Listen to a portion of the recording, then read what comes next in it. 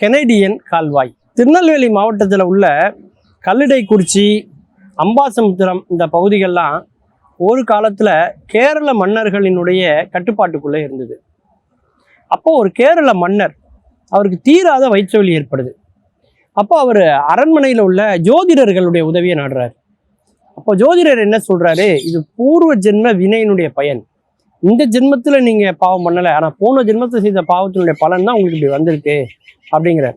அப்போ அதுக்கு என்ன பண்ண உடனே, ஒரு பிரம்மச்சாரி அவருக்கு இதை நீங்கள் கொடுக்கலாம்.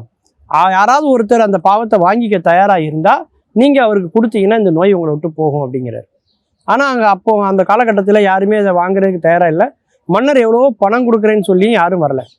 அப்போது கர்நாடகாலேருந்து ஒரு பிரம்மச்சாரி ஒருத்தர் வரார். அவர் நான் அதை ஏற்றுக்கிறேன் அப்படிங்கிறார். அவர் ஏற்றுக்கொள்கிறார். அவருக்கு மன்னர் 1000 பொற்காசுகளை கொடுக்குறார். அந்த பிரம்மச்சாரி என்ன பண்ணுறாருன்னா, அந்த 1000 பொற்காசையும் தானே வச்சுக்கணும் அப்படின்னு நினைக்காம அதில் ஒரு நல்ல காரியம் பண்ணணும்னு ஆசைப்படுறாரு. அப்போது அந்த கல்லிடைக்குறிச்சிக்கு மேற்கு பகுதியில் மணிமுத்தாறு அணை சேரக்கூடிய அந்த இடத்து பக்கத்தில் பார்த்தீங்கன்னா ஒரு தடுப்பு அணையை அவர் கட்டுறார். அது மட்டும் இல்லாமல் அது பக்கத்திலே ஒரு கால்வாயையும் அவர் உருவாக்குறார். சேரன்மாதேவி, அப்புறம் பார்த்தீங்கன்னா பிராஞ்சேரி வரைக்கும் பார்த்தீங்கன்னா ஒரு கால்வாயை அவர் வெட்டி கொண்டு வரார். அந்த கால்வாய் பார்த்தீங்கன்னா இன்னைக்கும் கல்லிடைக்குறிச்சியில் பார்த்தீங்கன்னா வீடுகளினுடைய முன் வாசல் பார்த்தீங்கன்னா நல்ல விசித்திரமான வீதிகள் இருக்கும். கொல்லைப்புறம் பின்புறம் பார்த்தீங்கன்னா ஒரு கால்வாய் இருக்கும்.